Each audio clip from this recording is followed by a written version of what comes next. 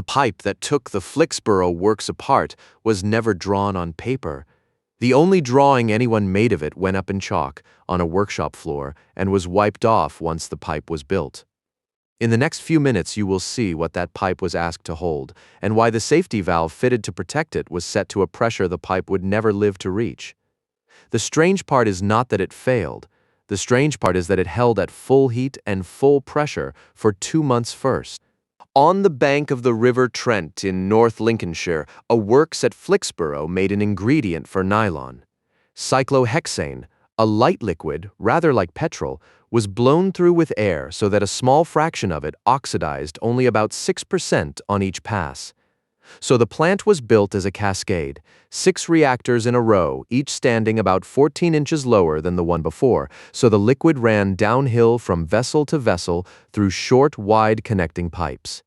To stop that liquid boiling away, the whole train was held at about 155 degrees and about 8.5 bar.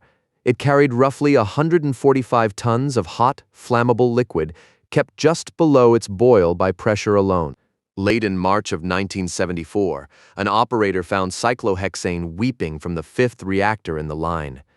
When the lagging came off, the crack underneath ran about 6 feet up the vessel's mild steel shell. The inquiry later put it down to a cooling water spray leaking onto the outside of the reactor. The water carried nitrates. The nitrates concentrated under the insulation, and the steel cracked slowly from the outside in. That is a repair measured in months, and a shut plant makes nothing. At a meeting held days after the crack was found, management decided to get the works running again with the minimum possible delay. The plan was straightforward. Reactor 5 would come out, Reactor 4 would be plumbed straight into Reactor 6, and the plant would run on 5 reactors until a new vessel arrived. There was one complication, and it was geometry. The connecting stubs were 28 inches across. The pipe available on site was 20, and because the 2 reactors sat at different heights, a straight pipe could not join them. The bypass had to go across, then down, then across again, a dogleg, with a mitered bend at each corner and a flexible bellows at each end. Nobody produced an engineering drawing of that assembly. The shape was marked out full size in chalk on the workshop floor, and the fitters built to the chalk. No stress calculation was done for the dogleg, none was done for the bellows, and the firm that made the bellows was never asked. The British standard that would have told them what to check was not consulted. The pipe was fabricated in about 30 hours, lifted into the gap, and rested on scaffolding. The plant was back on stream on the 1st of April, 4 days after the decision. There is a specific reason nobody calculated any of this, and it is not that the people there were careless. The post of works engineer had been empty since the start of that year. The site had chemical engineers, and good ones, but a chemical engineer is trained to reason about reactions and flows, and this was a question about forces in steel. The engineering department was being coordinated by a man qualified in electrical work, and the inquiry was blunt: he should never have been asked to do it. Nobody on that site was missing. What was missing was a discipline.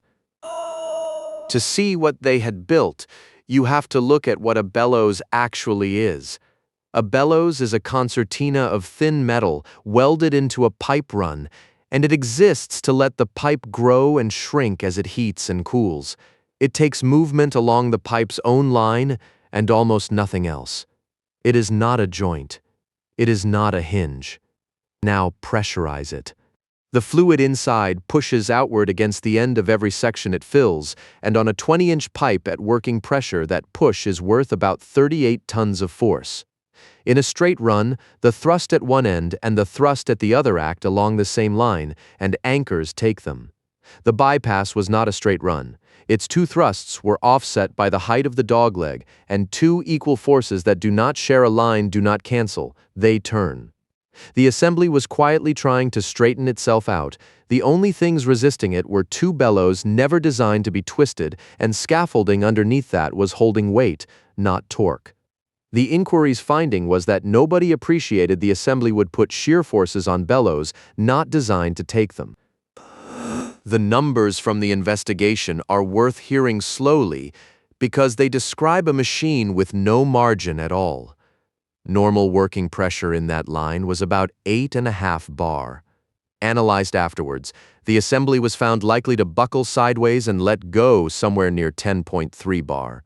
The relief valve fitted to protect the system was set to open at 11. Read those in order. The protection was set above the failure point. If the plant had ever needed that valve, the pipe would have gone before the valve opened. The assembly was leak tested with nitrogen at 9 bar. The standard called for a water pressure test at over 14, and it was never carried out. And then, for 2 months, absolutely nothing happened. The bypass sat in the gap at full temperature and full pressure, hour after hour, and it did its job. It was lagged over with insulation like any other pipe on the plant, which put it out of sight. Every day it worked was evidence that it was fine. This is the part worth sitting with. A thing that is failing slowly and a thing that is working perfectly look exactly the same from outside, right up until they don't. At the end of May, the plant had to be shut down and cooled to deal with other leaks elsewhere in the works, and in the early hours of the 1st of June, the operators began bringing it back up to heat and pressure. It was a Saturday. The offices were closed, and there were 72 people on the site instead of the several hundred there on a working day. At 6 minutes to 5 that afternoon, the bypass let go. What escaped was tens of tons of cyclohexane at 155 degrees, held liquid only by the pressure that was now gone. A liquid in that state does not pour out. It flashes, much of it turning to vapor instantly, dragging the rest into a mist rolling outward across the site as a cloud that behaves like a heavy gas. The cloud spread, found an ignition source, and detonated. The inquiry put the blast at between 15 and 45 tons of TNT equivalent, and a later analysis narrowed the best fit to around 16. Either way, it was one of the largest peacetime explosions Britain has had. 28 people were killed. 18 of them were in the control room, which was an ordinary building with ordinary windows, standing close to the plant it controlled. 36 more were injured on the site, and around 50 people were hurt beyond the fence. About 1,000 buildings within a mile were damaged. The blast was heard tens of miles away, and the works burned for more than 10 days. There is one more consequence of those 18 deaths. The control room held the instruments and the men reading them, so when it went, the record of what the plant had actually been doing went with it. A formal court of inquiry sat for 70 days under Roger Parker and heard more than 170 witnesses. It had to choose between two explanations. The first was that the 20-inch assembly failed on its own. The second, argued by the company, was that a small fire on an 8-inch pipe came first, and the bypass was a casualty of it. The inquiry preferred the first, and said why in a way worth quoting. The second required a succession of events, most of which were improbable, while the first required a single event of low probability. That is a judgment about likelihood, not a proof, and specialists have argued the initiating sequence for decades since.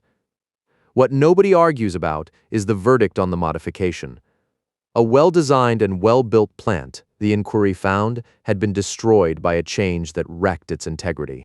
Almost everything you now recognize as process safety in Britain comes out of that afternoon. An advisory committee on major hazards was set up in the aftermath, and its work runs directly into the regulations governing hazardous sites today.